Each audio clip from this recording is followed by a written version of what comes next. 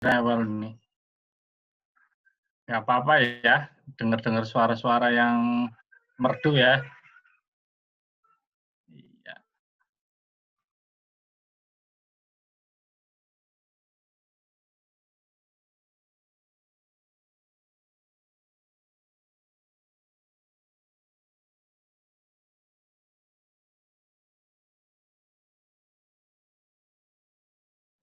Udah kelihatan screen-nya? Sudah, Sudah, Pak. Pak. Oke, baik. Pada kesempatan hari ini kita akan belajar mengenai bendahara penerimaan ya, baik itu penatausahaan, nanti terakhir di sesi pertemuan ke-9 mungkin kita akan bahas lebih dalam mengenai pertanggungjawaban. Meskipun nanti di akhir pertemuan ini kalau kita masih cukup waktu kita akan bahas ya. Sebelumnya saya mau sampaikan nih, ujian kemarin kayaknya nilainya lumayan juga ya, meskipun belum semua saya koreksi. Cuma yang sementara ini saya lihat, saya koreksi ini nilainya lumayan keren lah ya. Jadi ini modal juga, modal untuk apa? Jadi nilai berikutnya ya, berikutnya. Jadi 30% kan lumayan itu udah tabung dulu ya. Oke, kita absen dulu sebelum kita mulai perkuliahan hari ini. Sebentar, screen-nya mana ini saya? Oke, sip. Yang pertama, suara saya dengar jelas? Ya, Pak. Jelas, Pak. Oke. Jelas, Pak. Kalau saya kurangi modulasinya kayak gini, jelas enggak? Jelas, Pak. Jelas. Terdengar, Pak. Jelas, Pak. Alhamdulillah. Oke. Saya absen nomor 1. Hadir, Ya, Pak. Mbak Alisa. Hadir, Pak. Hadir. Oke. Kemudian Mbak Anggi. Hadir, Pak. Mbak Anissa. Hadir, Pak.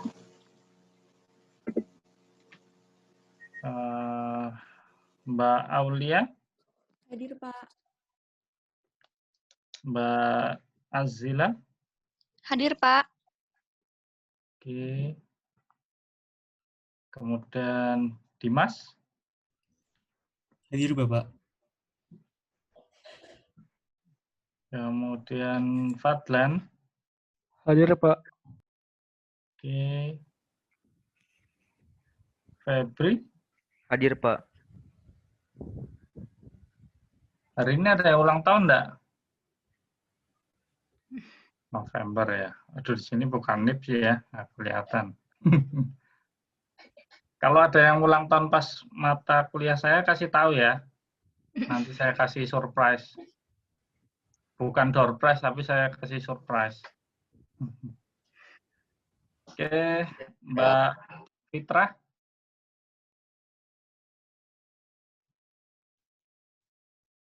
Mbak Fitra belum hadir? Belum ya? Oke, next. Mbak Hanifah. Hadir, Pak. Oke. Kemudian Mbak Kinanti. Hadir, Pak. Mbak Loren. Hadir, Pak. Oke. Mbak Maulida. Hadir, Pak. Oke. Mbak Mona. Hadir, Pak. Oke. Mbak Monica. Hadir, Pak.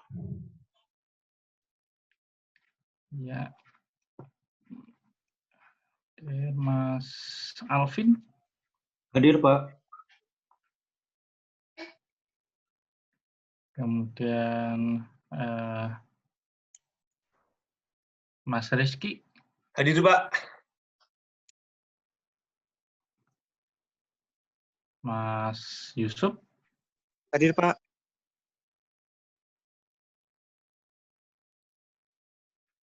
Mbak Nadia. Hadir, Pak. Mbak Rahma. Hadir, Pak. Ya, Mas Raja. Hadir, Pak. Mbak Retno. Hadir, Pak. Mbak Dila. Hadir, Pak. Oke, Mbak Feby. Hadir, Pak. Hadir ya. Sip.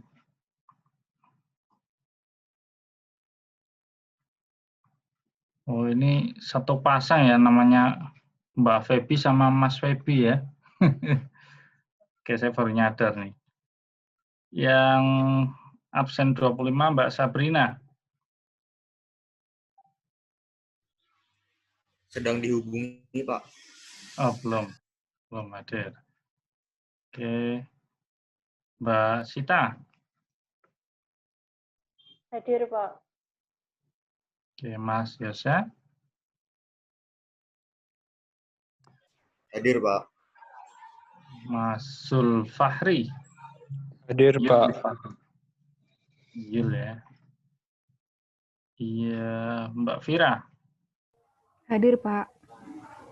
Yang terakhir Mbak Zafira. Hadir, Pak. Oke, ada dua yang menyusul, nanti di chat aja ya kalau udah bergabung. Oke, kali ini kita akan bahas mengenai pelaksanaan penatausahaan, pendapatan SKPD dan pertanggungjawabannya. Ini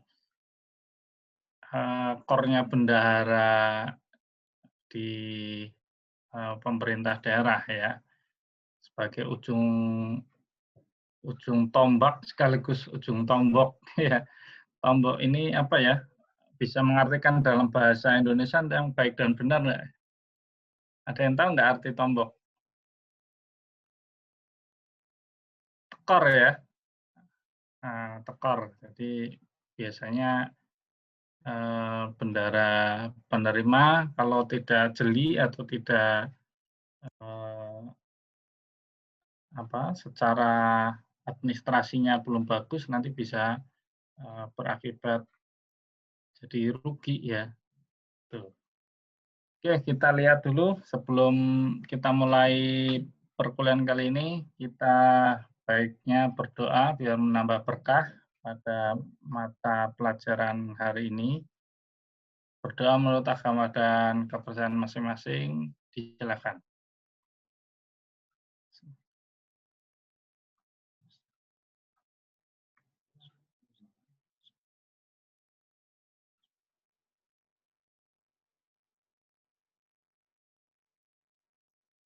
Amin ya rabbal alamin. Nah, ini outline yang akan kita bahas ya. Yang pertama ada biasa dasar hukumnya, dasar peraturannya, tugas dan wewenang bendahara, penatausahaan dan pembukuan serta pertanggungjawaban. Materi pada pertemuan ke-8 ya, ada ini 8 dan ke-9 ini relatif mudah lah ya dibandingkan dengan akuntansinya, akuntansi bendaharanya. Ini hanya in out saja ya, karena bendahara penerimaan. Bendahara penerimaan tidak menggunakan metode-metode yang UP ya, uang persediaan ini. Jadi relatif lebih mudah. Meskipun lebih mudah dalam teorinya, namun prakteknya ini penuh dengan tantangan. Ya, kita lihat nanti teori dan prakteknya seperti apa. Ya, dasar hukumnya tentu saja PP 12 ini menjadi dasar utama dari bendahara penerimaan tadi ya, karena ada berbagai macam bendahara ya, ada bendahara pengeluaran, ada bendahara penerimaan, kemudian ada bendahara penerimaan pembantu, ada bendahara pengeluaran pembantu, kemudian bendahara penerimaan pun kalau misalkan letak geografis dari posisi masing-masing satker, masing-masing SKPD ini sulit dijangkau ya, baik itu darat maupun lintas pulau. Kan ada satu kabupaten, karena ini kabupaten kepulauan, jadi bisa jadi beberapa satker ini ada di lintas pulau ya, karena kelurahan ini pun adalah merupakan satu SKPD ya, jadi kelurahan di dalam satu kabupaten merupakan satuan SKPD ya, satker juga ada dana APBD yang ada di dalamnya. Ya, kita lanjutkan dari Permendagri 13 yang sementara ini masih digunakan, kemudian nanti akan disuntik mati katanya per 31 Desember ya. Ini pernyataan dari Direktur dari Kemendagri ya, Kementerian Dalam Negeri. Istilahnya disuntik mati ya. Tapi ya kita lihatlah nanti. Karena pelaksanaan PP 12 ini kan berbeda ya dari segi struktur APBD-nya ya, yang tadinya ada belanja personal, belanja yang wajib itu urusan wajib maupun urusan pilihan ya, strukturnya dulu beda. Sekarang menjadi pengelompokan ini mengerucut ke arah APBN, jadi bisa nantinya ditarik jadi satu data gitu ya.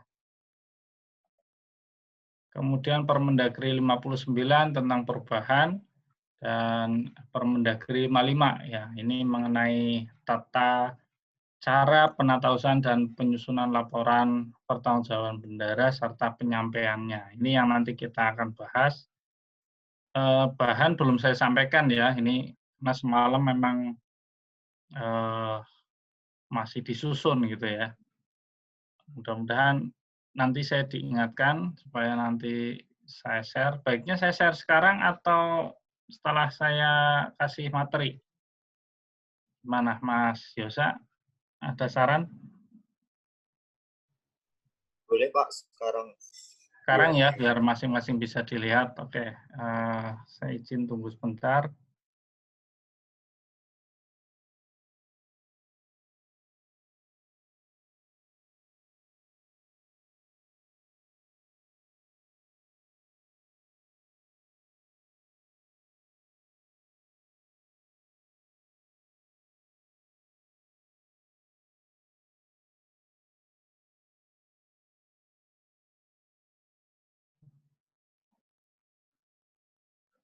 Di grup sudah saya share, apa udah terterima 4 MB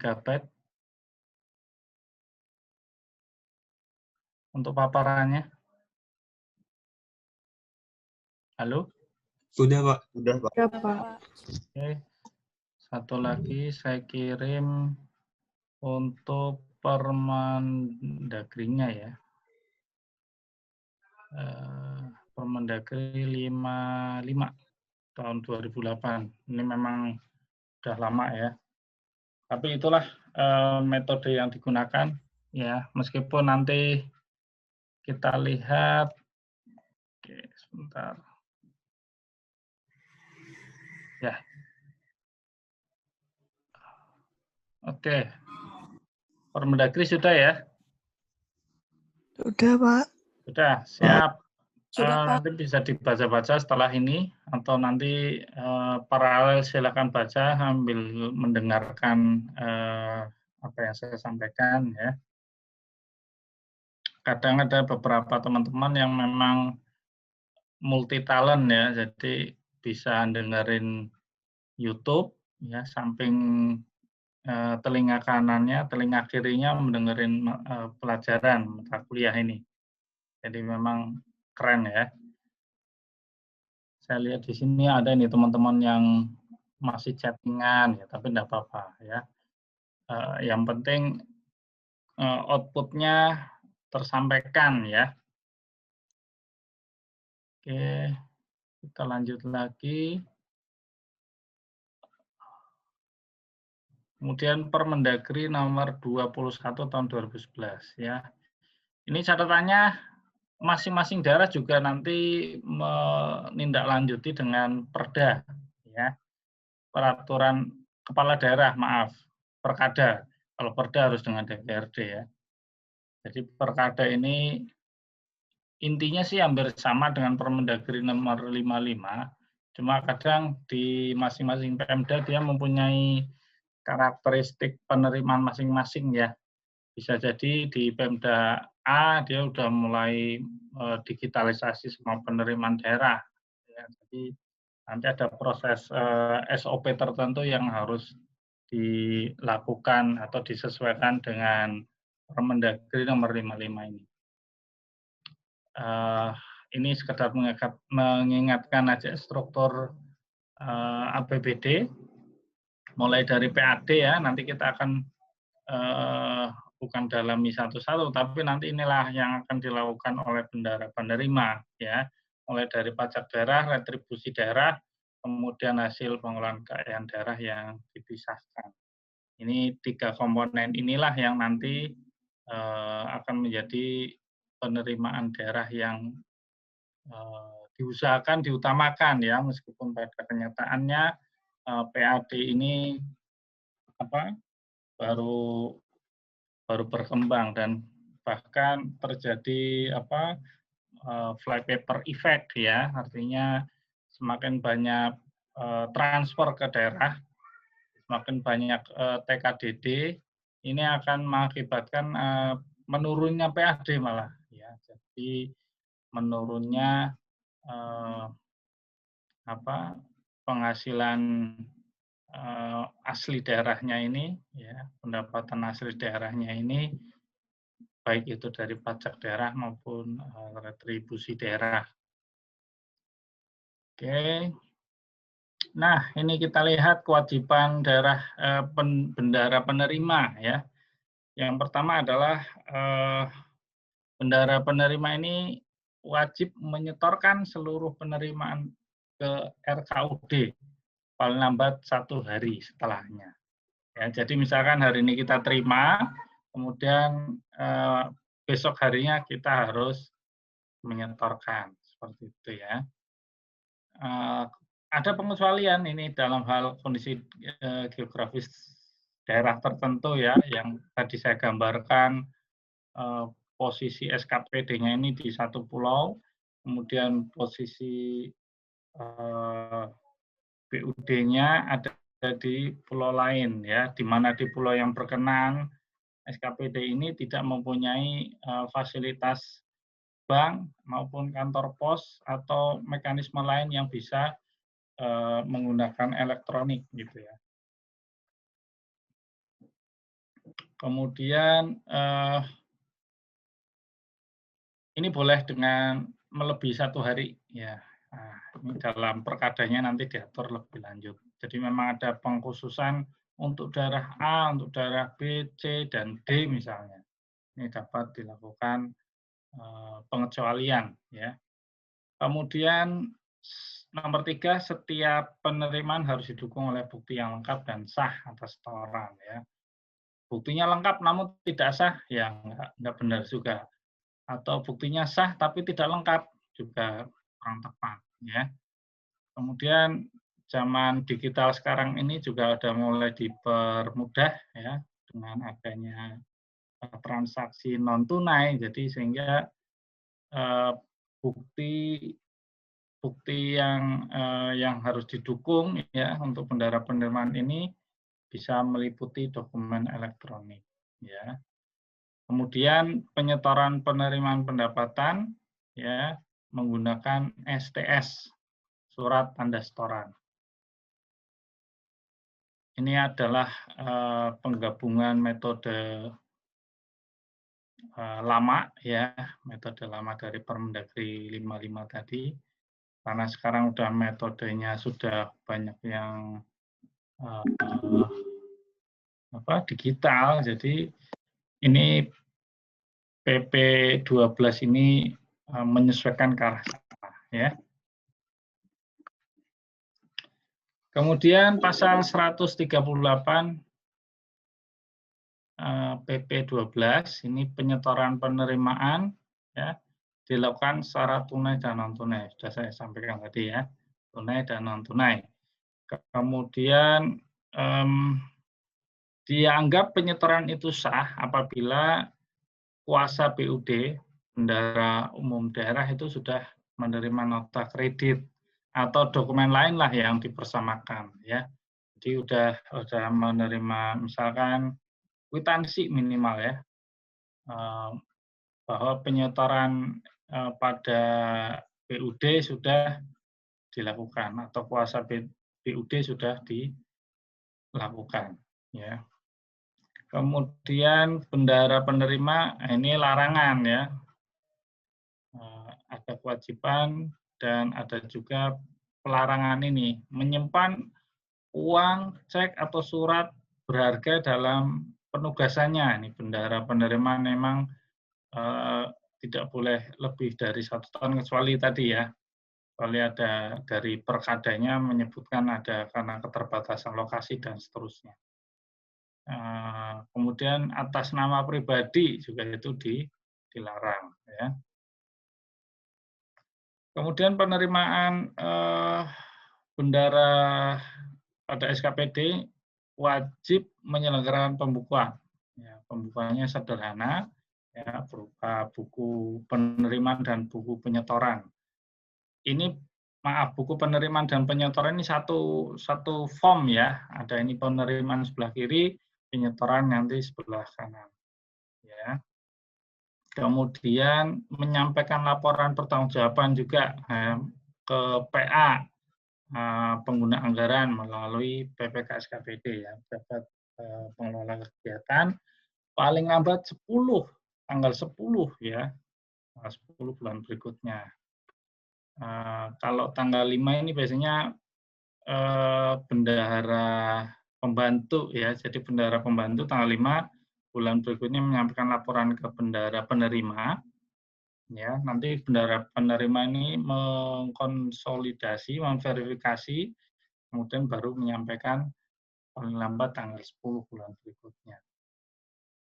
Yang dilakukan PPKD memverifikasi, evaluasi, dan menganalisis atas laporan SPJ atau pertanggungjawaban penerimaan ya dalam rangka rekonsiliasi penerimaan. Ya, ini PPKD merekonsiliasi semua bendahara penerima ya. Jadi masing-masing SKPD punya bendahara penerima. Struktur SKPD-nya ini kalau ada di bawahnya, struktur di bawah SKPD ini bisa dipecah. Ada bendahara penerimaan pembantu atau bendahara pembantu penerimaan. Saya agak nggak ingat ininya nomenklaturnya. Ya. Oke, kita lanjut. Ini pasal 140 ya. Jika ada pengembalian atas kelebihan penerimaan daerah yang sifatnya berulang ya, terjadi dari tahun ke tahun sama ya.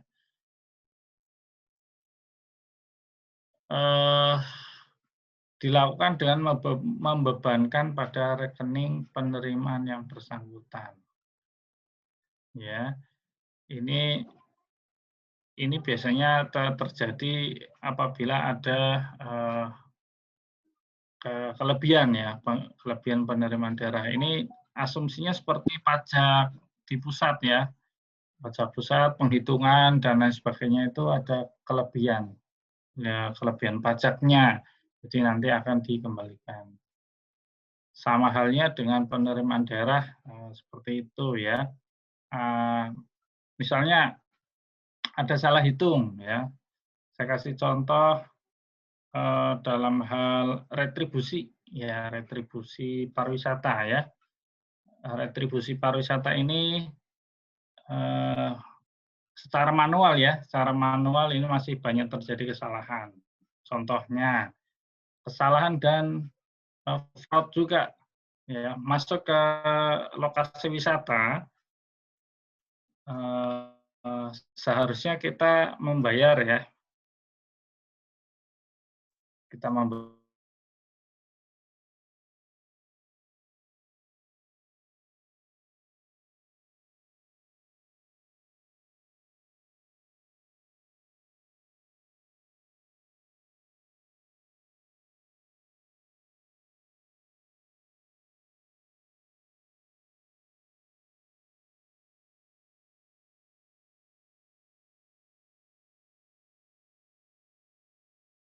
Jadi ada selisih ini.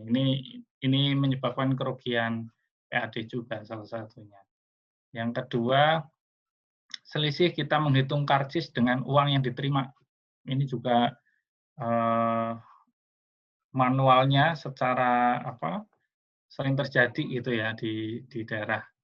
Sering terjadi kesalahan menghitung antara fisik uang dengan administrasi karcis yang sudah disobek istilahnya ya. Ini peluang untuk meningkatkan PAD juga salah satunya dengan membuat metode manual menjadi metode digital. Di sini ada teman-teman yang pernah masuk ke objek wisata tapi menggunakan digital enggak? Teman-teman Jakarta lah utamanya biasanya yang lebih keren ya, lebih maju. Kayak di Ragunan itu dari Jakarta siapa ya? Bentar. Mas Febri. Iya, Pak. Mas. Ya, pernah ke Ragunan atau ke mana gitu di Jakarta yang menggunakan fasilitas Ya, digital? saya Ragunan pakai kartu, Pak, masuknya. Ya, kartu ya. Iya. Kartu e-money atau apa itu? Iya, kayak e-money gitu. Bank gitu ya. Nah, ya, itu salah satu contoh itu ya. Jadi masuk menggunakan kartu e-money ya, kemudian di tap otomatis menjadi penerimaan ya, penerimaan. Nah, ini disampaikan metode manual ini biar teman-teman memahami nanti alurnya bagaimana ya dan pembukuannya bagaimana. Jadi kalau yang nanti bisa mengembangkan di dunia IT, ini akan memahami flowchart-nya akan mempermudah itu ya. Langsung misalnya kita tap, ya begitu kita tap itu langsung masuk ke rekening kas umum daerah, kemudian pembukuannya itu masuk ke rekening bukan masuk ke rekening, pembukuannya masuk ke buku penerimaan dan pengeluarannya bendahara penerima, ya penyetoran maaf, penerimaan dan penyetoran bendahara penerima itu secara otomatis nanti keluar itu, ya tinggal divalidasi aja dari bendahara penerima. Oke, ini sudah masuk, nanti direkonsiliasi dengan yang ada di rekening kas umum daerah. Karena ada kodifikasi tertentu ya, misalkan ada jamnya ya, pada tanggal, jam, detik ini transaksi ini berlangsung, kemudian ada kodifikasi jenisnya dan seterusnya. Ini akan mempermudah ya dan akan lebih cepat untuk mengelola penerimaan. Ini besar kaitannya dengan manajemen kas ya, manajemen kasnya di dalam pemerintah daerah ya. Oke, jangan sampai cash flow yang seperti saya sering bilang itu ya, di pagi kita dapat cash, sorenya flow ya, mengalir aja ya, mending diatur lah ya di Pemda ini karena ya tricky juga ya, agak tricky juga untuk mengelola kas daerah.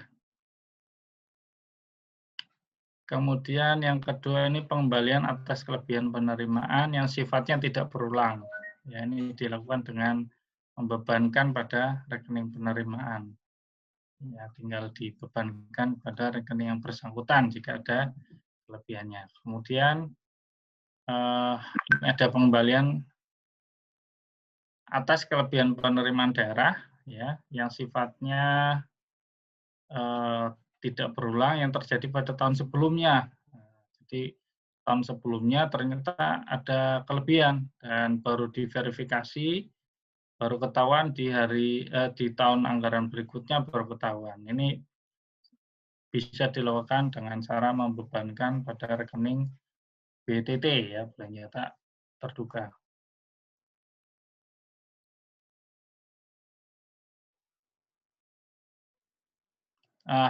Ini tugas bendahara penerimaan SKPD ya, menerima, menyimpan, menata usahakan dan menyetor ya. Dari menerima penerimaan pajak dan retribusi, kemudian menyimpan dalam 1 hari ya. Kalau dalam hari yang berkenaan juga lebih bagus ya.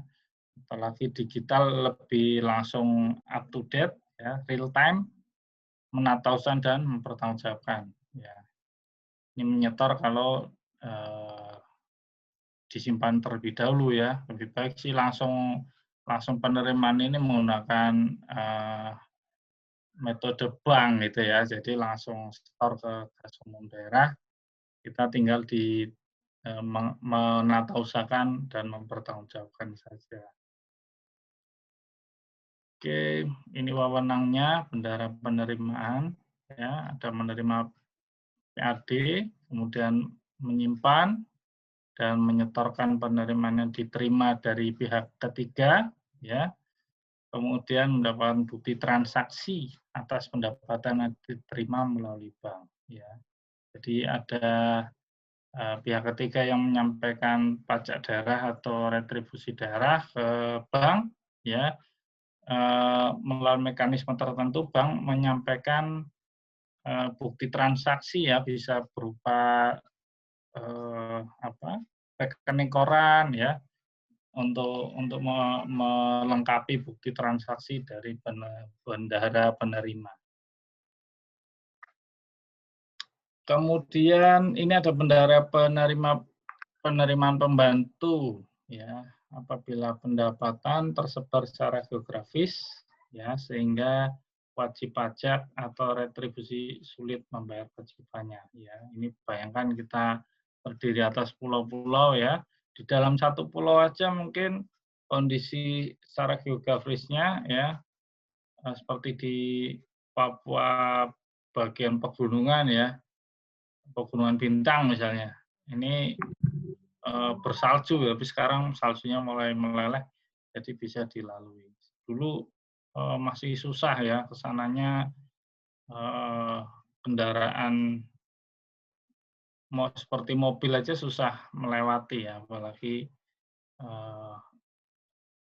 berjalan kaki ini akan lebih memakan waktu yang lebih lama.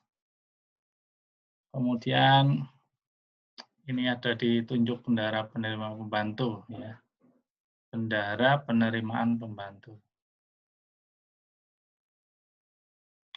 Kemudian yang selanjutnya bendahara penerimaan SKPD ya.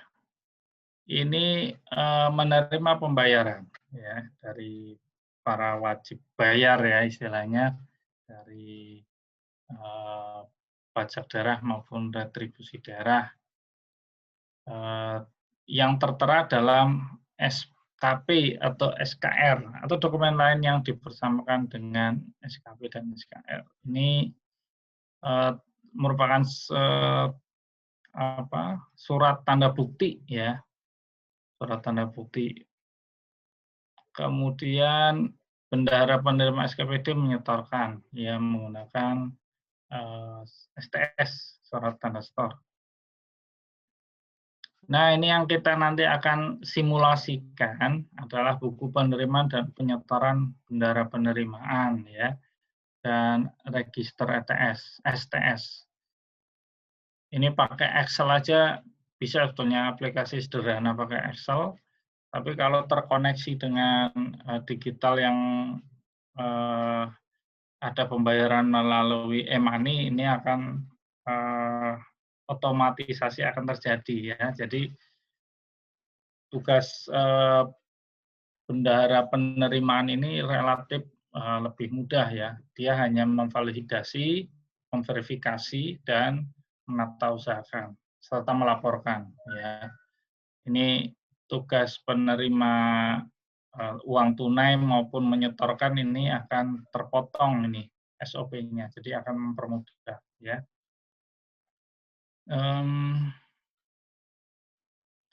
Di kelas 5-11 ada yang pernah belajar AI nggak?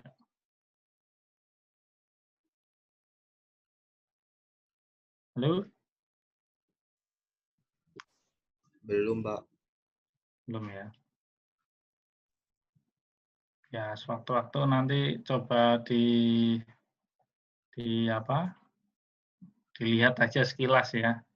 Ini kayaknya ke depan pemerintahan juga harus menggunakan AI juga nih, ya. Jadi artificial intelligence, data, ya, data penerimaan ini juga penting. Ya, artinya secara series, kemudian real time, ya, kita manajemen kas di ini dalam konteks kecil daerah, ya, dalam konteks besarnya negara ini sangat diperlukan. Ya. Jadi mengambil kebijakan para pimpinan kita ini mengambil kebijakannya nggak keliru, kebijakannya based on data ya. Sementara ini kan ada beberapa based on pemerintah daerah ini kadang menjas, pokoknya harus ini, ini diskresi pimpinannya yang paling menentukan ya. Ini ada dokumen yang dijadikan dasar pembukuan, yaitu nota kredit, bukti penerimaan yang sah, dan surat tanda store. Ya.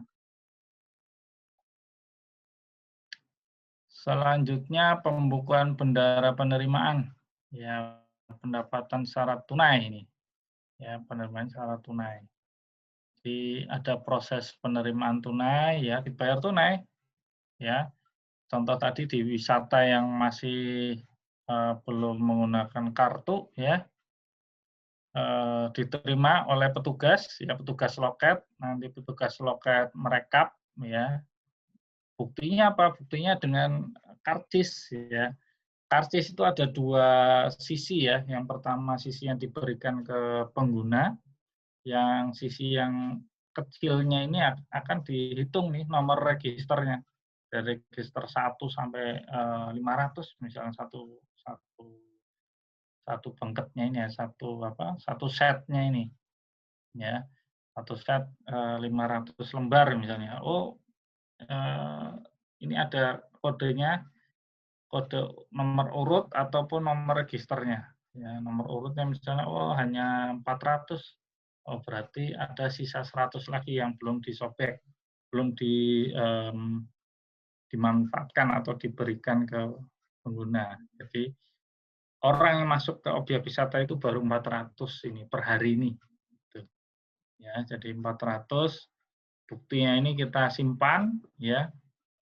Kemudian pencatatan pada buku penerimaan dan penyetoran, ya. Jadi petugas-petugas loket ini akan menyampaikan uang beserta buktinya ke bendahara penerima. Bendahara penerima mencatat pada buku penerimaan, ya. Kalau hari itu distorkan, ya berarti hari itu juga dicatat di buku penerimaan dan penyetoran. Sisi kirinya penerimaan, di sisi kanannya penyetoran. Ya, seperti itu. Mudah kan? Nggak susah banget. Pembukaan bendahara penerimaan, ini proses tunainya ya, ada surat setoran, surat tanda setoran, kemudian melakukannya pada buku penerimaan dan penyetoran. Ya, yang kedua mengisi register STS. Ya, ini ada satu proses lagi yang belum saya tuliskan ini, pendapatan secara tunai. Ini di dalam, saya bisa nunjuk nggak ya? Ini kursornya kelihatan enggak? Sorry. Kelihatan, Pak. Kelihatan ya. Di antara ini ya, ini ada proses verifikasi juga ini. Jadi bendahara penerimaan memverifikasi bukti ya, bukti yang sah dan kelengkapannya. Ini ada memverifikasi. Antara lain, uang yang diterima secara cash kan ini ya, secara tunai kita hitung ya, jumlahnya berapa, kemudian bukti yang ada mencukupi enggak dan sah enggak, seperti itu. Ini secara manualnya seperti itu ya. Oke.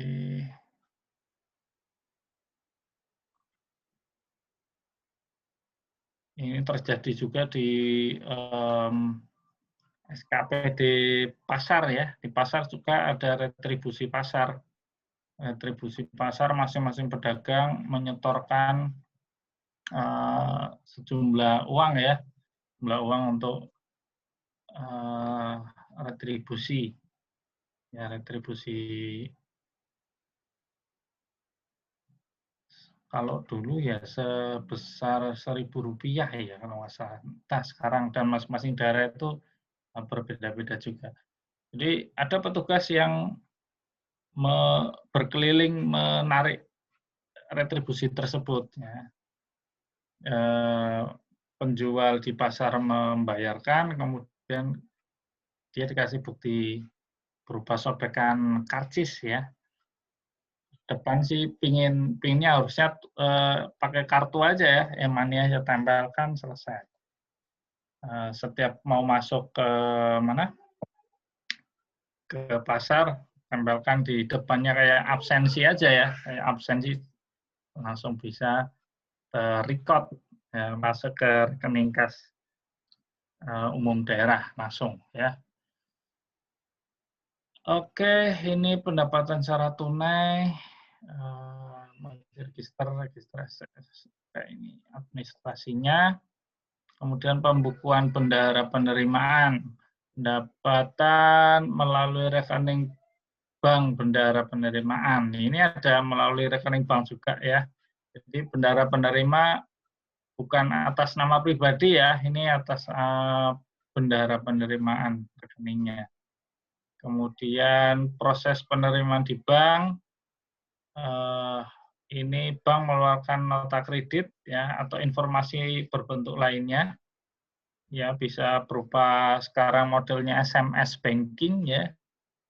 Jadi setiap ada transaksi ada saldo minimal yang disampaikan, misalnya minimal 1 juta ya, berarti di atas 1 juta baru ada notifikasi di SMS. Kalau mau di bawahnya juga kayaknya bisa diatur gitu ya. Kalau di bawahnya kurang terinform melalui SMS banking, ya berarti mau tidak mau harus meminta bank untuk menyampaikan nota kredit maupun informasi penerimaan lainnya seperti rekening koran gitu ya. Selanjutnya sama pencatatan pada buku penerimaan dan penyetoran ya. Kemudian buku penerimaan dan penyetoran kita update setiap hari. Kemudian pendapatan melalui rekening bank bendahara penerima ya. Ini prosesnya sama juga ya, ada proses penyetoran melalui bank. Kemudian kita ada STS-nya atau mendapatkan nota kredit.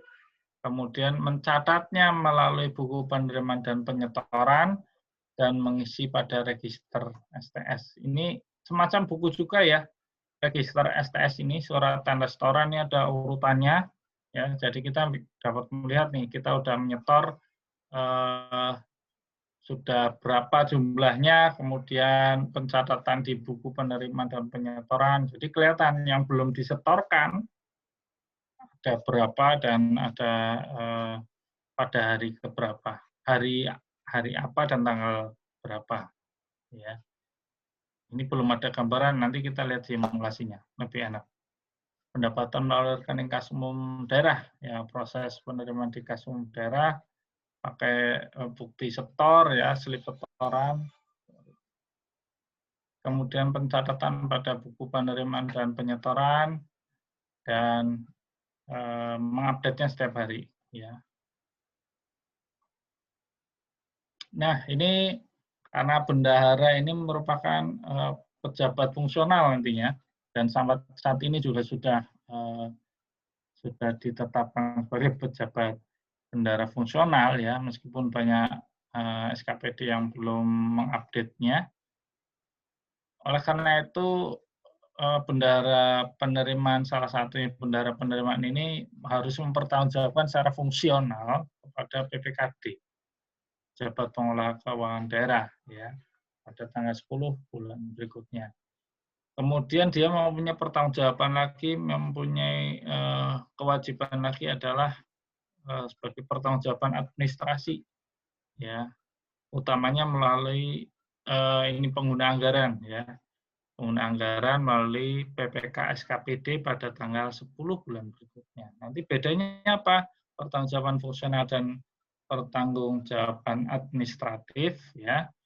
Kalau administratif itu lengkap, ya, dari bukti setor, dari penerimaan bendahara penerimaan pembantu juga ada, rekapnya ada lengkap, ya. Sedangkan fungsional nanti semacam bukti store-nya tidak ada, ya. Jadi bukti-bukti yang detail itu tidak ada. Cuma menyampaikan buku penerimaan dan penyetoran dan STS.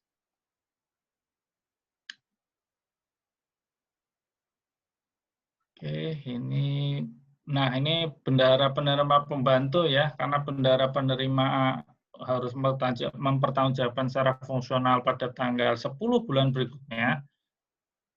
Oleh karena itu, bendahara penerima pembantu tanggal 5, ya, bulan berikutnya. Jadi ada kesempatan 5 hari bendahara penerima untuk mengkonsolidasi, untuk memverifikasi, dan untuk menata usahakan, ya, merekap lah.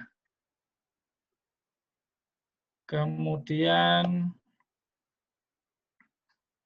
ini pertanggungjawaban fungsional berupa buku penerimaan dan penyetoran.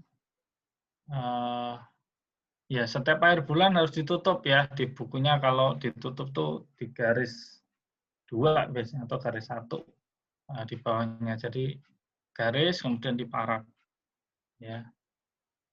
Ya, ini masing-masing kabupaten mempunyai ciri khas masing-masing, ya. Artinya ada yang harus garis 2, kan sesuai lampiran, ya. Lampirannya ada garis 2, ada yang harus diparaf, ada yang dengan sampel dan seterusnya.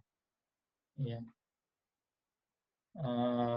Ini dilampiri dengan STS dan bukti penerimaan yang sah dan lengkap.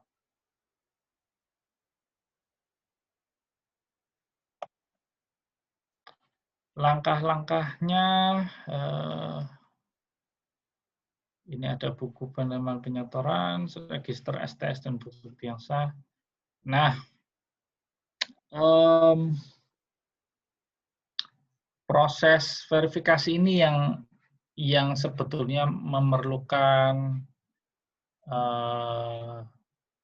effort yang lebih, ya, dibanding dengan penerimaan, pencatatan, dan seterusnya.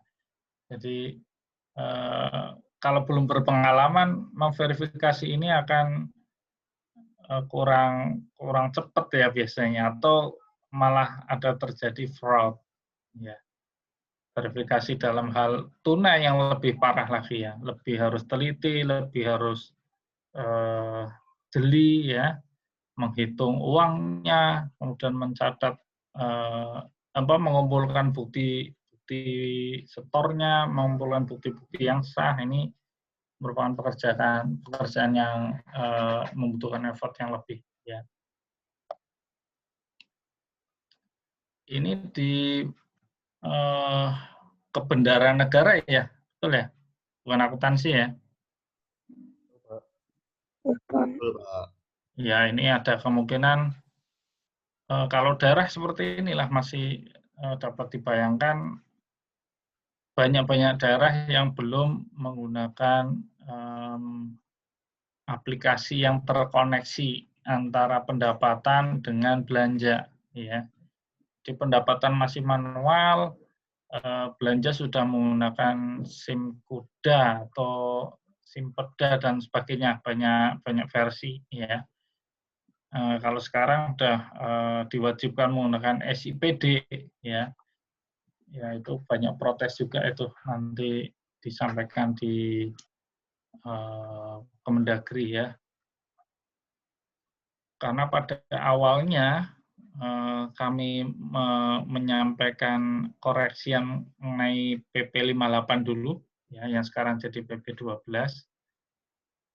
itu adalah aplikasi yang dimaksud masing-masing daerah itu silakan menggunakan aplikasi sesuai dengan yang sekarang sudah berjalan ya, sudah mapan, sudah steady, ya, bahkan sudah terintegrasi antar perencanaan, pelaksanaan dan seterusnya. Namun diterjemahkan oleh Kemendagri harus satu aplikasi, ya, harus top down dari pemerintah pusat, ya. Kemendagri dalam hal ini mengeluarkan aplikasi SIPD dan semua harus pakai SIPD semua. Ini dikritik juga oleh Pak Ganjar ya,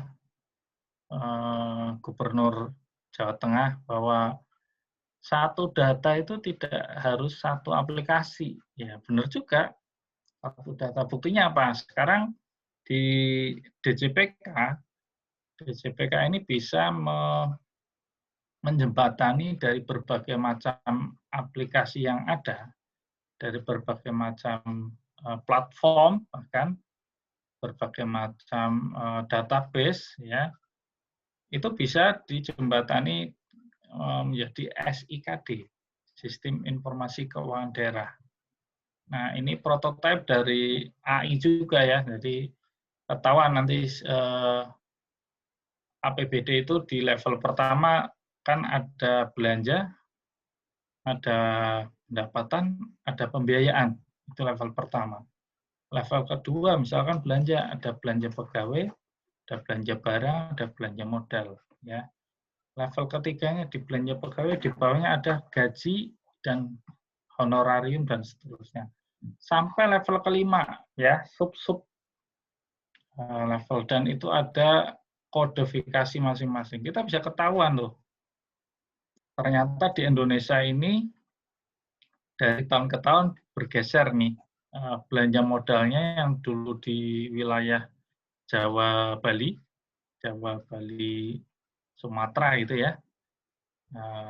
Gini, saya pakai mirror enggak ini? Pokoknya ini Sumatera, ini ke Bali, ini Sumatera, terus ini Jawa. Bayangkan ya, ini peta ya.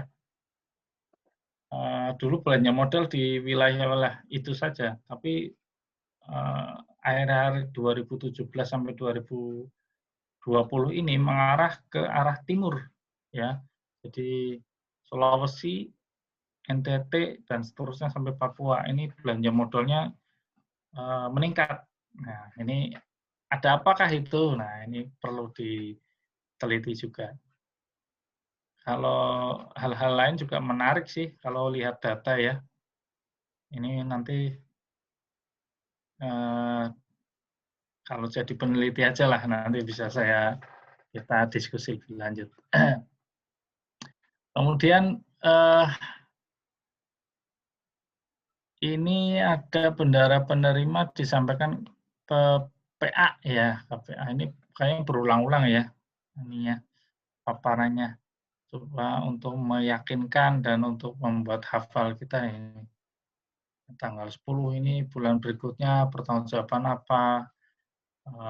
Kemarin saya lihat jawaban di pilihan ganda di UTS banyak yang kejebak juga ya. Kan ada yang menulis, ini harusnya benar semua Pak. Nanti kalau lihat di PP 12 lebih rinci akan kelihatan. Saya nggak bahas lebih lanjut ya, nanti waktunya akan kurang. Kemudian ini pertanggungjawaban administratif. Kita next saja. Ini intinya sama lah ya, harus buktinya lengkap dan sah ya. Kemudian ini langkah-langkah penyusunan penyampaian. Kemudian pertanggungjawaban bendahara pembantu sama ini Bu. Iya. Kurang lebih tadi saya sampaikan sama ya. Ada proses verifikasi, ada proses penerimaan, ada proses penatausahaan ya. Penatausahaan dengan verifikasi ini hampir bersamaan, bahkan bisa dilakukan secara paralel. Kemudian yang selanjutnya adalah pertanggungjawaban ya.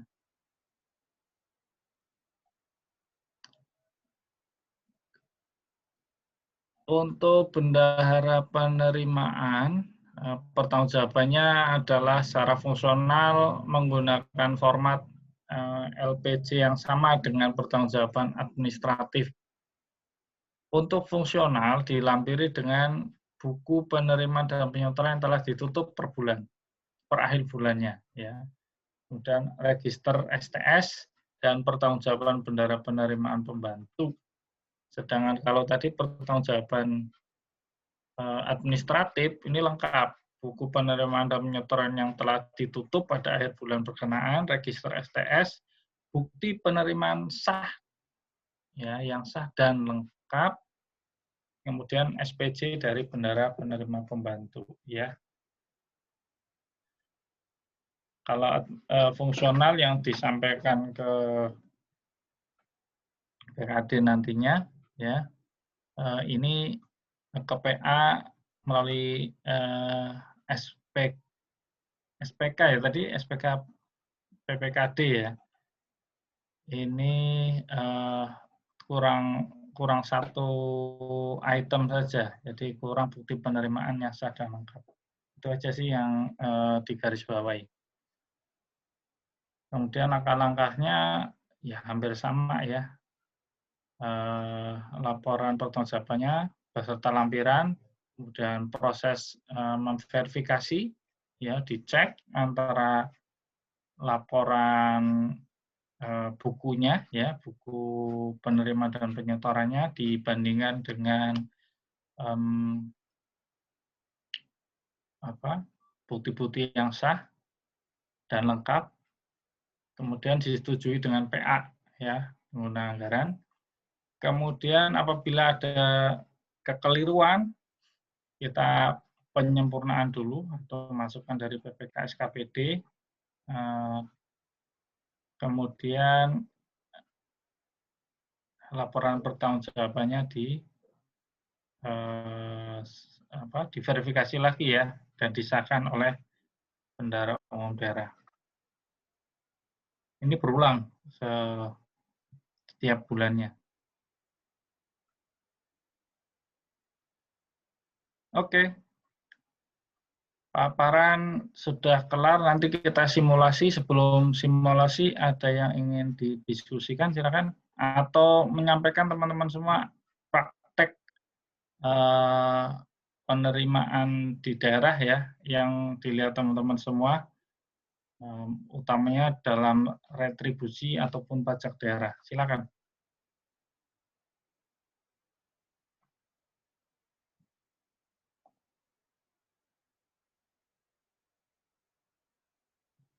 Halo, masih menyimak? Masih, Pak. Masih, Pak. Masih, Pak. Masih, Pak. Saya kira saya ngomong sendiri ini. Oke.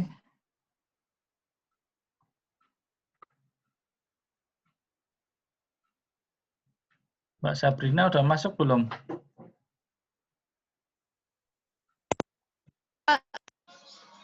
Oke, terima kasih. Ya, saya langsung masuk ke simulasi saja ya, secara singkat saja, nanti silakan dipelajari. Sebentar saya share.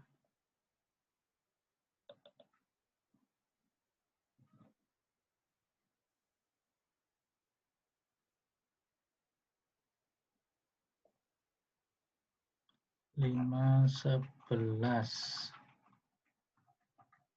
Oke. Nanti kurang lebih soal-soalnya ya seperti ini sih, cuma agak gimana ya, nggak semudah ini. Kita tingkatkan lagi lah. Kemarin soalnya dikasih mudah kok keren juga ya, nilainya di atas 8 nih. Salut saya.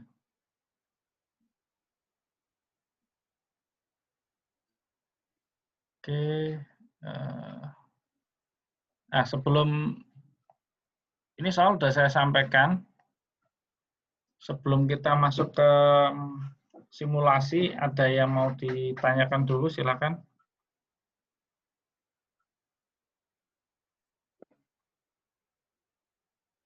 Teman-teman. Belum, Pak. Belum, Belum, Pak. Pak.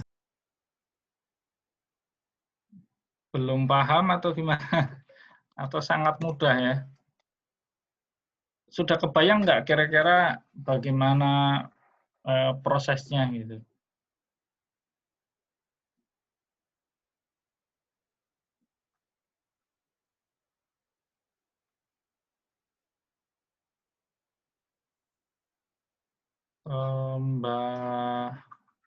Mbak Anggi coba. Mbak Anggi? Iya, Pak. Ya, dari proses bendahara penerima ini ataupun bendahara penerima pembantu ada gambaran enggak? Gambaran secara besarnya aja. Gambarannya ketika bendahara melakukan transaksi, itu kan ada buktinya, Pak. Nah, itu buktinya nanti menjadi dasar pembukuan bendahara. Gitu, Pak. Oke, ini tinggal pembukuannya yang belum ada gambaran ya. Ya, pembukuannya nanti membukukan setiap penerimaan dan pengeluaran dari bendahara itu, Pak. Ya. Oke, kurang lebih itu aja sih yang jadi concern di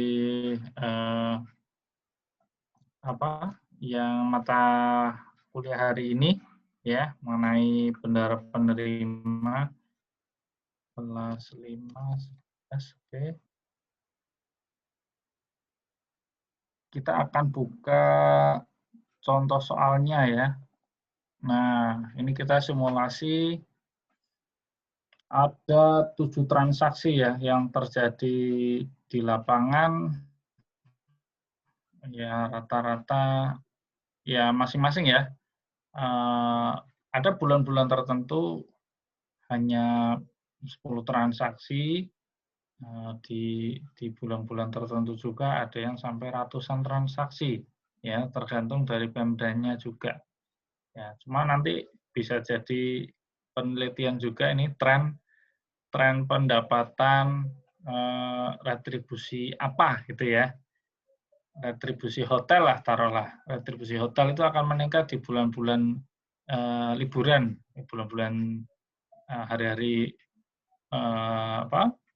liburan panjang gitu ya. Bulan Desember yang punya cuti bersama yang panjang ini akan signifikan naiknya daripada tidak liburan ya. Kemudian ini kita lihat ada bendahara penerima menerima retribusi pelayanan pasar ya, sebesar 3.500.000 secara tunai pada tanggal 10. Kemudian ini bukti transaksinya nomor 123. Ada juga bendahara menyetorkan retribusi pasar tersebut keesokan harinya, artinya tanggal 11 Januari 2019. Ya, dengan STS nomor 345 ya, surat tanda setoran. Ini nanti kita akan bukukan di dua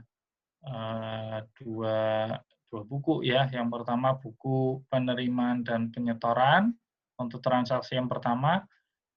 Transaksi kedua ada dua pencatatan. Yang pertama pencatatan di buku penerimaan dan penyetoran, yang kedua adalah di STS-nya sendiri ya, register surat tanda setor.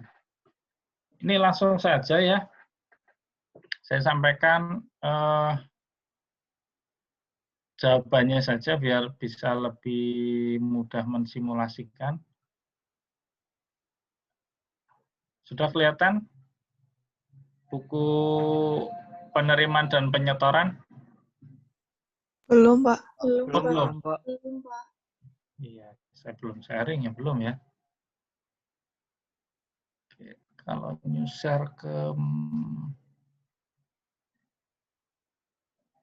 ini udah kelihatan? Sudah, Pak. Sudah. Oke, kita lihat gampang ya. Tanggalnya 10 Januari 2019. Transaksi dengan nomor buktinya tadi TBP 123. Ya, kita lihat benar nggak? Oke. Kemudian secara tunai ya. Jumlahnya berapa? 3.500.000. 3.500.000. Ya, sekarang tampil di layar soalnya atau jawabannya nih? Jawabannya, Pak. Jawabannya, Pak. Oke. Ya, uraiannya retribusi pelayanan pasar jumlahnya 3.500. Ya. Karena belum ada di store kita kosongin. Oke, transaksi yang kedua. Transaksi yang kedua adalah bendahara menyetorkan retribusi pelayanan pasar pada keesokan harinya, berarti tanggal 11 Januari ya. 11 Januari kita lihat di setoran di penyetoran ya. Tanggal 11 Januari nomor STS-nya 345 jumlahnya 3.500.000. Di buku selanjutnya ya ada STS namanya register STS. Register STS ini kita lihat di transaksi yang pertama ya, nomor STS-nya 345. Kita lihat di sini benar enggak? Oke, 345 benar ya. Jumlahnya berapa? 3.500.000. Harus sama dengan apa yang kita terima ya, jangan sampai ada selisih dengan nomor kode rekening ini. Kode rekening ini merupakan kode akun ya, ya kode akun. Tapi istilah di dalam pengelolaan keuangan daerah kode rekening. Ya harusnya disamakan aja ya. Ini saya usul juga di BAS, kenapa nggak disamakan nomenklaturnya jadi akun gitu, kode akun aja sesuai dengan SAP ya, Satuan Akuntansi Pemerintah. Kemungkinan besar nanti BAS-nya akan keluar dan kita lihat nanti jadi kode akun atau masih kode rekening. Itu nomenklatur aja, nah, tidak signifikan ya. Yang pertama ini transaksi kita lihat tanggal 11 Januari ya, retribusi pelayanan pasar jumlahnya sekian. Ya. Ini berlaku untuk transaksi kedua, ketiga dan 4 untuk penyetoran. Saya kira itu aja sih yang ini untuk SPC setelah semuanya di total ya. Sorry, saya naik ke atas. Setelah semuanya dimasukkan ke dalam buku penerimaan dan penyetoran, pada akhir bulan akan ditutup ya. Jumlahnya berapa? 19 juta. Ya, 19 juta. Sama enggak di penerimaan dan penyetoran? Nah, kalau enggak sama harus di store tuh. Mesti Sini kurang ya. Atau penyetorannya kelebihan. Nah, ini perlu dipertanyakan juga. Ya, kolom penerimaan dengan penyetoran harus sama. Kalau sudah masuk ke register ini, jumlahnya sama 19 juta yang disetorkan, ya, clear. Kemudian ada laporan pertanggungjawaban secara administratif, ya. Ini untuk periode Januari. Nah, ini laporan disampaikan ke PPK SKPD untuk diverifikasi lebih lanjut dan disetujui oleh PA, ya, pengguna anggaran. Ini laporan administratifnya, sedangkan laporan fungsional bentuknya sama ya, bentuknya sama persis tuh. Di D juga ada sama, ya. Oke, yang fungsional bentuknya sama, ya. Kemudian ditandatangan juga oleh pengguna anggaran. Nanti disampaikan ke PPKD, ya, Pejabat Pengelola Keuangan Daerah di BPKAD biasanya. Oke, dari keterangan yang saya sampaikan secara singkat, ada yang perlu ditanyakan mengenai simulasinya? Izin bertanya, Pak. Ya, silakan. Absen berapa, Mbak? Kolom 11, absen 15. Absen 15. Kolom keterangan ini buat apa ya, Pak? Kolom 11 keterangan di jurnal ini. Oh, keterangan ini ya kalau ada saldo, kalau ada keterangan kelebihan pembayaran dan seterusnya. Atau kurang store, itu biasanya disampaikan di sini. Tapi ini jarang ditulis kalau nggak ada kasus ya. Jadi kalau misal ada kasus ditulisnya kurang setor sama jumlah kurang setornya gitu atau cuma ditulis kurang setor saja, Pak? Biasanya kurang store dalam kurung berapa rupiahnya. Oh, baik, Pak. Terima kasih. Ya, tapi selama ini saya lihat di transaksi di bank, di bendahara penerima ini hampir nggak ada ya, karena sekarang fasilitas sekarang dengan dulu sangat-sangat jauh berbeda. Ini waktu pembuatan bendahara penerima zaman dahulu ya, masih menggunakan mesin tik yang panjang. Mungkin nggak ada yang pernah ngalamin ya, mesin tik panjang ya. Sekarang udah di depan layar, udah ada mesin ketiknya, keyboardnya ya. Kalau zaman dulu ngetik aja sampai jari kelingkingnya sakit, ya. Kalau sekarang sangat dipermudah, menghapus tinggal backspace atau delete selesai, ya. Sedangkan dulu kalau ada kesalahan di buku kayak gini harus di tekre namanya. Tekre ini artinya kita koreksi ya, baik itu di tip X,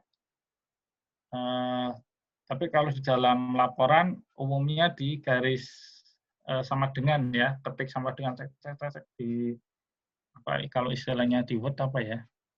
Sebentar, ini apa namanya? Di straight kayak gini. Nah, kayak gitu ya. Kemudian di paraf di sampingnya ini ada koreksian. Misalnya 3.500.000 salah ya. Zaman dulu ya. Kemudian ditulis di atasnya atau bawahnya 2.500.000 misalnya. Itu. Baru diparaf di sininya. Itu ya. Sekarang dipermudah dengan adanya komputer, dan sekarang bahkan mungkin ada yang aplikasi nih, jadi tugas bendahara penerimaan maupun bendahara penerimaan pembantu, dia memverifikasi antara fisik tunai ya dengan bukti, ataupun kalau sudah menggunakan otomatisasi di perbankan, dia hanya minta laporan dari perbankan, dari bank atau lembaga keuangan lainnya, kemudian dia memverifikasi dengan jumlah yang diterima di bank umum daerah, di bendahara umum daerahnya, gitu sih. Ya, jadi semuanya akan dipermudah. Dan hati-hati teman-teman semuanya, kalau kita tidak mempelajari manualnya, ya, baik itu SOP maupun flowchart alur dokumen, ya, kita masuk misalkan di Pemda, ya, kemudian kita bekerja udah menggunakan aplikasi, tinggal klik sana, klik sini, ya, tinggal drag sana, drag sini, copy dan paste, ya. Tapi kita nggak tahu filosofinya alur dokumen ini gimana, ini masuknya harusnya bagaimana, itu kalau suatu saat aplikasinya down, ya, atau kalau suatu saat aplikasinya berubah interface-nya, ya, tidak lagi menunya sama seperti sebelumnya, itu akan kebingungan. Tapi kalau kita mindset atau filosofi dari alur dokumen, flowchart, SOP-nya, dan SOP link dengan bagian-bagian yang lain, ini akan dipermudah. Ya, pesan saya itu aja. Jadi meskipun kelihatannya mudah, ini hanya teori ya, teori. Praktek di lapangan banyak mengalami hal-hal yang ya itu akan menambah khasanah keilmuan kita, sebenarnya khasanah kematangan dalam kita bekerja. Seperti itu ya. Yang lain silakan kalau ada yang mau menambahkan. Pak, izin bertanya. Ya, silakan Mbak Aulia. Absen berapa, Mbak? Absen 4, Pak. Absen 4. Silakan, Mbak. Jadi di yang bagian cara pembayaran itu, Pak, itu kan kalau dicontoh melalui kas semua ya, Pak. Nah, nanti kalau misalkan pendapatan itu via rekening bank bendahara penerimaan atau pendapatan via RKUD itu dituliskannya seperti apa ya, Pak? Yang mana, Mbak?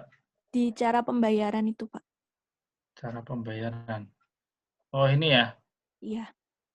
Ya, taruh di sini bank aja atau dalam kurung rekening rekening bendahara penerima gitu.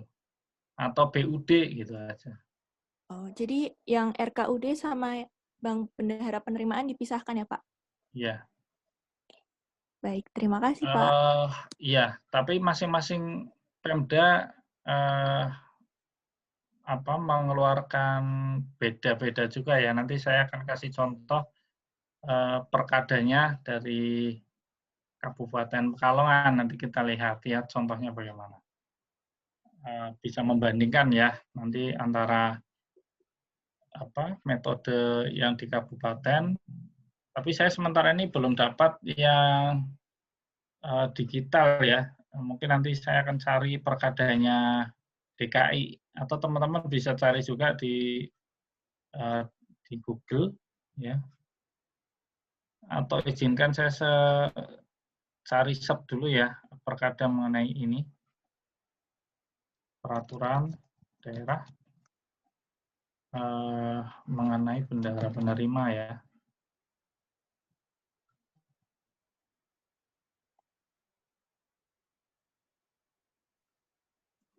Perbub ya bendahara penerima.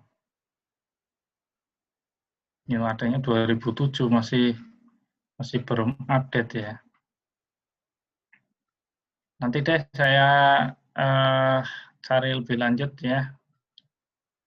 Sebetulnya ada kekhususan masing-masing daerah ini karena metode pencatatan di daerah A dengan daerah B berbeda ya. Yang satu mempunyai pernah membayar ini enggak membayar melalui bank membayar SPT, membayar pajak ya dengan SPP, dia melalui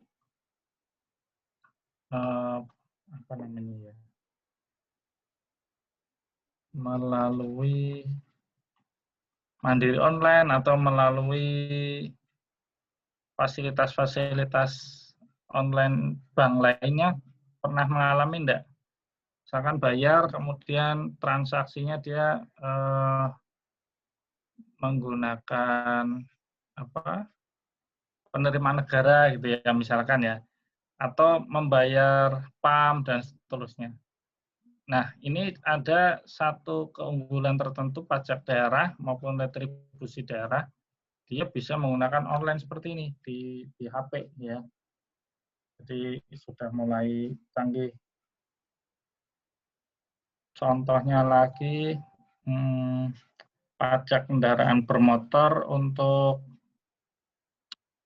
provinsi ya. Kalau pajak kendaraan bermotor itu provinsi, dia menggunakan aplikasi suatu aplikasi tertentu. Kalau di Jawa Tengah namanya Sapole kalau salah ya. Bentar, saya cari dulu.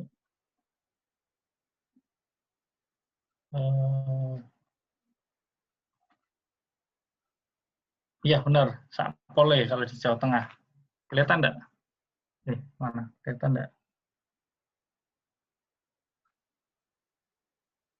Nah ini. Kok hilang? Kelihatan ya? Kelihatan. Pak. Ini kita membayarnya baik melalui bank saja, jadi tidak antri seperti zaman saya dahulu ya, membayarnya daftar dulu, kemudian diverifikasi ininya, kelengkapan dokumennya, kemudian dipanggil untuk membayar secara cash ya.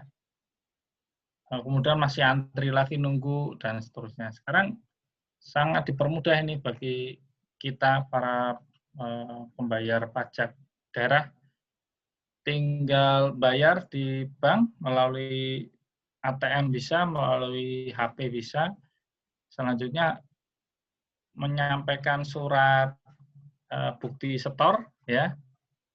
Kita bisa melalui ATM berarti bukti slip ya keluar itu ya slipnya, kemudian dilampiri dengan STNK dan KTP asli, sudah itu dikasihkan.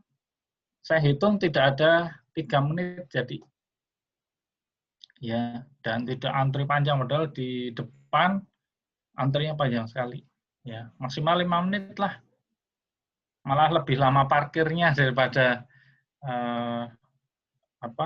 pembayaran pajak daerahnya ini. Ini satu terobosan sih, cuma yang saya pikir kenapa sih harus dicetak lagi gitu kan, padahal kalau digital dia punya database yang kuat harusnya ya. Ke depan saya usulkan ke pemerintah daerah cukup STNK itu pakai semacam kayak kartu SIM aja ya, kayak kartu SIM dia punya indikator chipnya ya, begitu kalau misalkan ada penilangan di jalan, tinggal ditempelkan kartu SIM-nya aja atau semacam magnet ya, kartu magnet dan seterusnya, tempelin aja di barcode-nya dan seterusnya. Itu nanti akan ketahuan dia udah bayar berapa kali, dia telat enggak bayarnya, kemudian dan seterusnya, informasi yang dibutuhkan dalam penilangan ya, ada nomor rangkanya dan seterusnya. Ini ide aja ya, ide aja. Jadi ide saya biasanya baru 10 tahun lagi baru terlaksana. Ya, semacam kalau penilangan itu SIM kan kita SIM-nya disita atau motornya disita, nanti kita disidang ya. Pengalaman saya dulu pernah ditilang juga. Seharusnya sih sekarang kan untuk menarik dana, menarik ATM misalnya ya, itu bisa menggunakan macam apa ya? Kalau di Indomaret atau Alfamart apa namanya? yang digesekkan seperti ini? EDC. Apa? Mesin EDC, Pak, kalau nggak salah.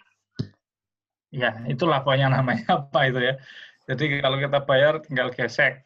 Nah, itu pun sudah nirkabel kan sekarang modelnya. Yang dibawa kemana-mana aja bisa sebetulnya. Ya mungkin ada fasilitas tertentu yang memancarkan sinyal dan seterusnya. Ini bisa aja dilakukan, misalnya di perempatan misalnya, kita melanggar, udah didenda aja, pasalnya berapa, ini berapa, dia terima enggak? Kalau dia terima, gesek aja, set, ya. Kemudian terrecord di situ, jadi SIM ini telah, jadi dalam SIM ada kayak semacam saldonya lah gitu ya. Jadi di SIM-nya nanti akan ada record database-nya bahwa ini udah ditilang berapa kali, dia udah membayar berapa kali. Gitu. Mekanisme yang dia tidak terima kalau ditilang, silakan naik banding ke pengadilan, baru kayak gitu. Ya. Ada yang kebayang kayak gitu nggak teman-teman semua itu? Atau punya ide yang lebih simpel, lebih manusiawi bahkan ya, intinya mempercepat penerimaan daerah sih, ya, mempercepat penerimaan daerah, kemudian akuntabilitasnya jangan sampai lupa, ya, transparansi juga perlu dipertimbangkan, ya harus transparan juga gitu. Itu teman-teman. Gimana, ada yang punya ide nggak? Ini di luar konteks ini ya, kalau ini kayaknya sih teknis lah, tapi insya Allah saya yakin bisa. Kemarin yang seperti itu aja bisa jawab ya, apalagi yang seperti ini. Gimana teman-teman, ada yang punya ide nggak?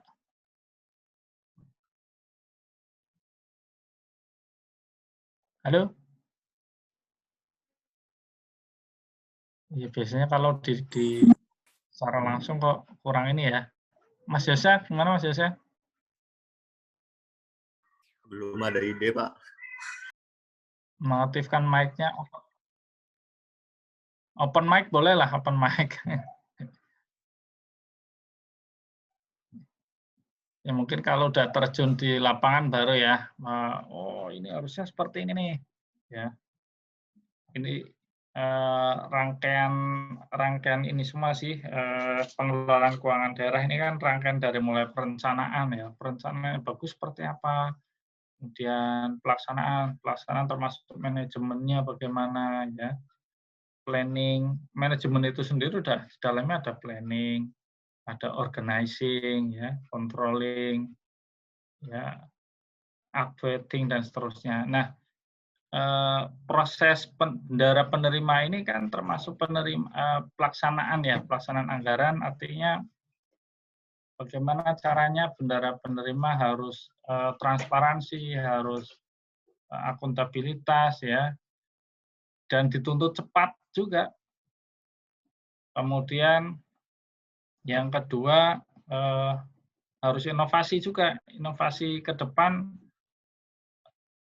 yang seperti dulu satu bendahara penerima dibantu oleh bendahara penerimaan pembantu banyak ya. Kenapa sih nggak disimpelkan dengan diciptakannya suatu sistem ya? Sekarang Android kan udah dipegang masing-masing teman-teman semua udah megang Android semua ya. Teman saya masih ada yang HP-nya ada Windows-nya loh ya. Sekarang sepertinya Office semua ya, tanpa Office, semua Android ya maksud saya, tanpa adanya hambatan yang berarti ya. Bikin aplikasi Android tinggal klik, saya pernah belajar itu. Ya, tinggal bikin game dari Android itu gampang sekali ternyata. Ya, asal laptopnya mumpuni aja ya. Kemudian inovasi-inovasi yang lain yang sekiranya membantu setelah pelaksanaan, ada controlling juga, ada pengawasan juga ya. Proses misalkan tadi evaluasi, proses setelah diterima bukti store-nya, terus kita lakukan apa tadi? Ada yang tahu? Setelah bukti store kita terima, kita lakukan verifikasi bukan? Iya, Pak, verifikasi. Nah, proses verifikasi bagaimana yang kira-kira mempercepat, mempermudah, lebih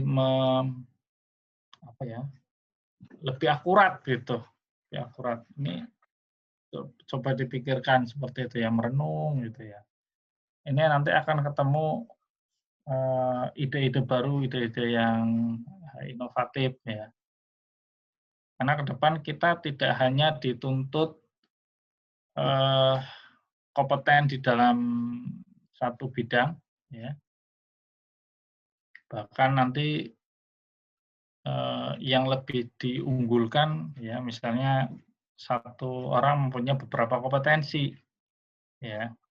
Seorang ahli akuntansi akan lebih bagus jika didorong atau didampingi kompetensi yang lain, ya. Misalnya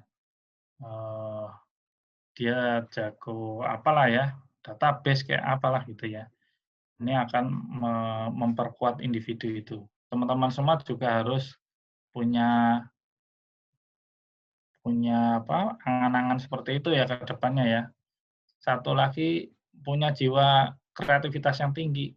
Ya, jadi ada suatu permasalahan di kantor, bagaimana cara menyelesaikannya dengan cepat, bagaimana menginovasikan SOP yang supaya yang tadinya bulat ke sana kemari ya, tadi aja ada dari proses penerimaan, ada verifikasi, dan seterusnya itu ada sekitar 5 atau 4 rangkaian SOP ya.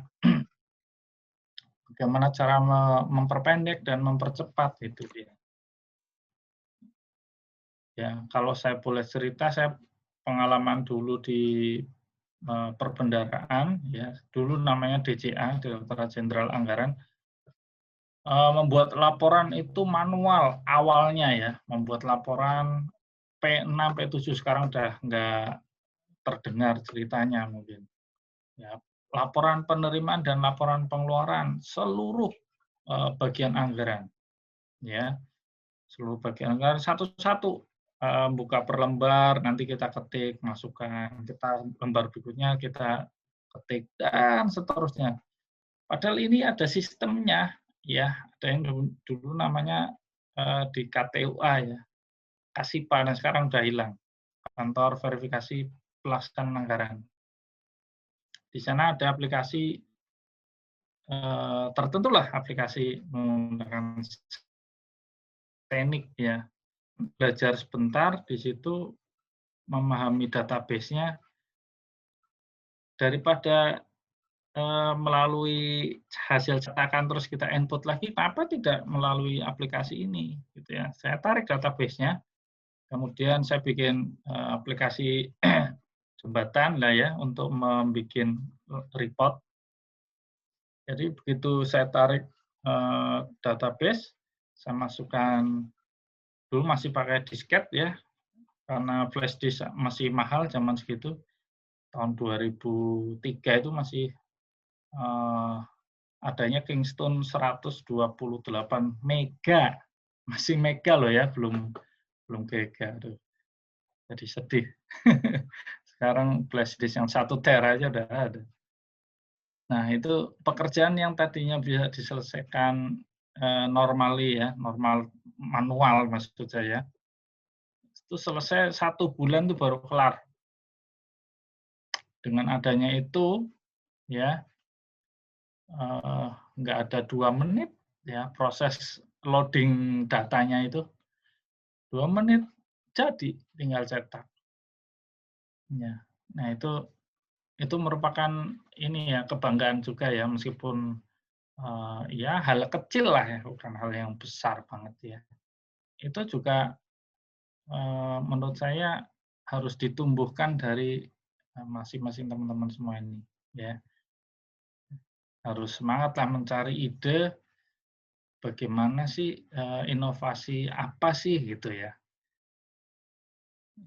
Mungkin sekarang belum ada gambaran ya, ini mohon dimasukkan dalam alam bawah sadar saja. Jadi setelah lulus, setelah bekerja baru teringat dulu Pak Ferry pernah menyampaikan ini. Ini perlu juga ya. Oke, teman-teman, itu dulu yang bisa saya sampaikan. Kalau nggak ada yang pertanyaan lagi, nanti kita berlanjut di Telegram, ya, grup Telegram. Bagaimana? Ada yang perlu ditanyakan lagi? Permisi Pak, izin bertanya. Untuk yang ditanyakan, untuk pencatatan... Absen berapa, Mas? Sorry, absen berapa? Absen 9, Bapak. Absen 6, Dimas Arya. Absen bisa berganti-ganti ya. Soalnya dari zaman SMA sampai tingkat 2, absennya 9 terus, baru ini dapat 6. Jadi 9 terus.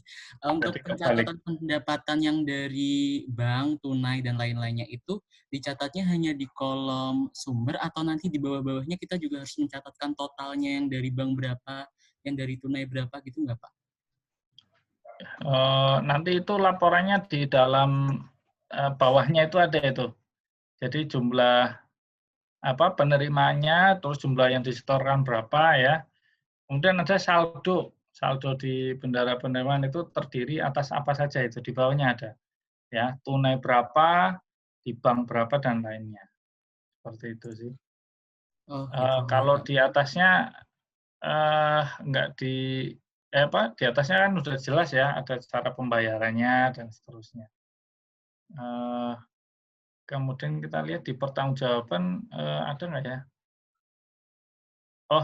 Ini saya share, udah share belum ya? Share screen udah belum? Ini baru mulai. Baru mulai. Iya, emang saya baru klik. Oke. Itu ada ya, saldo bendahara penerima berapa, penerima pembantu berapa ya. Jadi ada bendahara pembantu ada berapa, mungkin 10 ya, di sini ada 10. 2, 3, 4 dan seterusnya. Ya, ini ada penerimaannya ya, ada melalui tunai melalui bendahara penerimaan, ini tunai. Ini kan tadi tunai semua ya. Minggu depan insya Allah nanti yang kita melalui bendahara penerimaan pembantu ya. Ini ada juga tunai yang melalui bendahara penerimaan pembantu. Atau transfer ke rekening bendahara penerimaan ini. Atau langsung transfer ke rekening kas umum daerah. Ya, yang terjadi saat ini biasanya ada mismatch di ini. Apabila ada transfer ke rekening kas umum daerah. Mismatch-nya antara lain di rekening kas umum daerah ini tidak memberikan bukti setor atau bukti sah lainnya ke bendahara penerimaan ya. Umumnya sih rekening kas umum daerah kan dipegang sama bendahara kas umum daerah ya, di PPKD.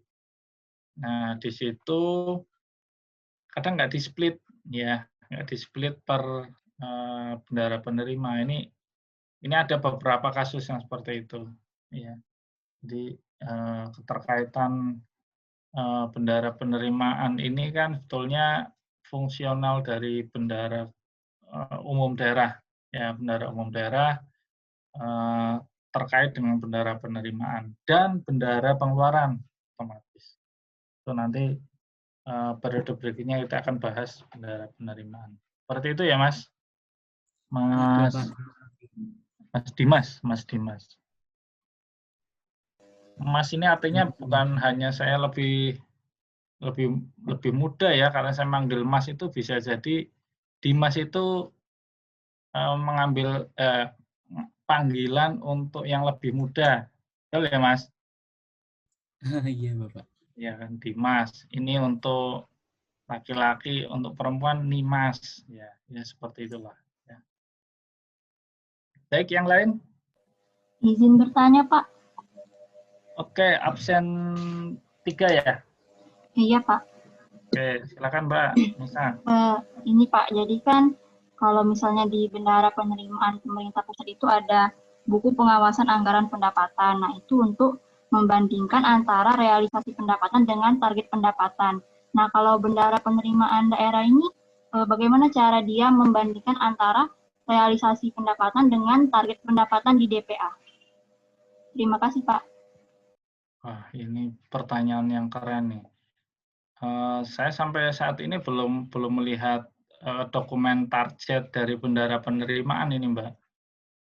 Jadi mungkin ini dilihatnya per DPA terus dibagi per bulan gitu aja. Biasanya di daerah seperti itu. Jadi split targetnya itu per bulan. Padahal dari sisi penerimaan ini yang seperti saya sampaikan tadi, ada bulan-bulan tertentu yang targetnya naik. Ini kan kita bahas SKPD ya. Jadi target penerimaan SKPD seperti itu. Jadi harus menganalisis juga untuk bulan-bulan tertentu, jangan disamaratakan ya. Umumnya rencana penerimaan atau rencana pendapatan di Satker ini, di SKPD misalkan ini Dinas Perdagangan, dia kan sudah ada targetnya. Nah, umumnya dia langsung dibagi 12 seperti itu. Jadi dilihat di akhir bulan ini sudah memenuhi target belum saja. Ini masih tradisional sih, masih dibagi per 12. Bahkan di belanja pun sama seperti itu ya. Padahal ada istilahnya rencana pengeluaran itu tidak flat. Kalau flat ya mesti seperti gaji pokok dan tunjangannya ya. Gaji pokok dan tunjangannya itu ya flat, itu sama setiap bulannya, kecuali ada gaji susulan atau uang buka wafat dan seterusnya. Itu ada perbedaan di situ.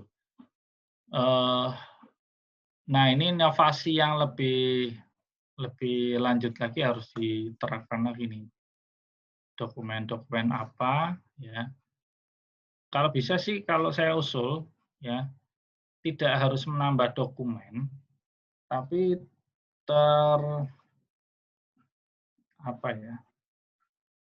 terrecord di dalam satu sistem ya. Jadi ada alertnya, ada warningnya di setiap 1 minggu misalnya ya, 1 minggu sekian.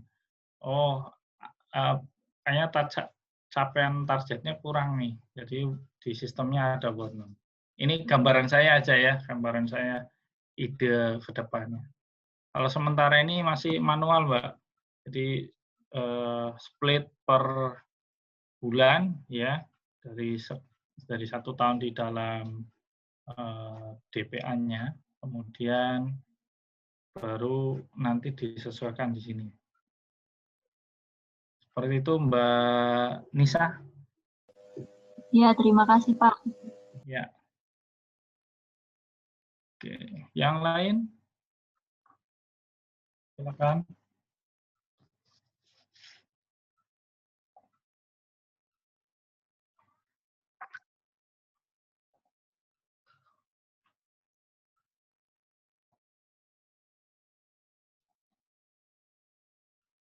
Oke. Bentar, saya cek dulu di mana nih? Sorry.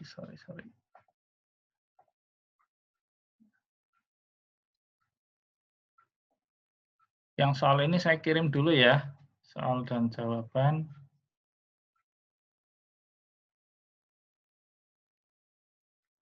Soalnya sudah, sekarang saya kirim yang simulasi jawabannya.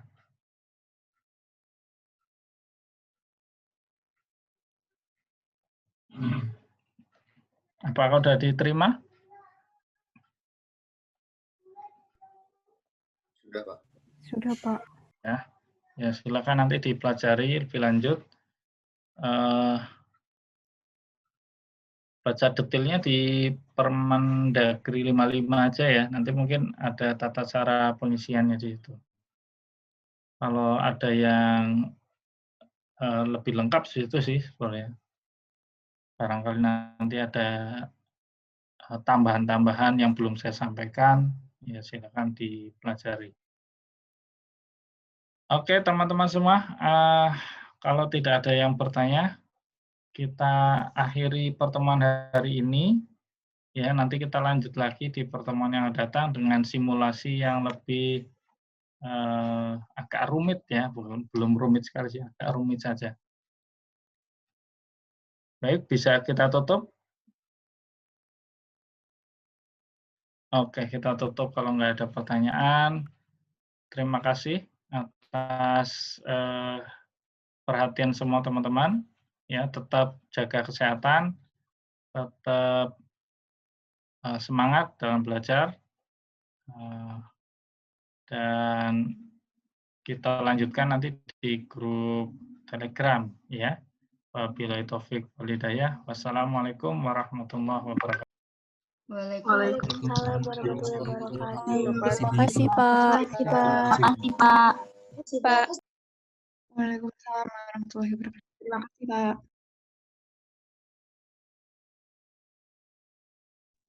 Terima kasih, Pak. Ya, sama-sama.